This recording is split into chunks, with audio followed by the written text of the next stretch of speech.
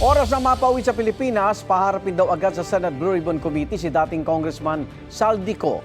Ayon sa chairman ng komite na si Senador Ping Lacson, hingi sila ng pahintulot mula sa Sandigan Bayan dahil may nakabimbing arrest warrant doon si Ko.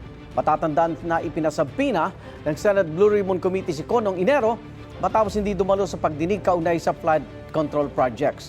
At kaugnay naman sa partial report ng Senate Blue Ribbon Committee sa flood control scandal. Dadagdagan na po ang mga pumirma ayon kay Lacson.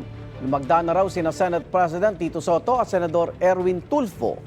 Nauna ng pumirma sa partial report sina Senador Lacson, Bam Aquino, Kiko Pangilinan at Risa Ontiveros. 3 pirma na lang ang kailangan para maiakyat ang partial report sa Senate plenary at mapagdebatihan.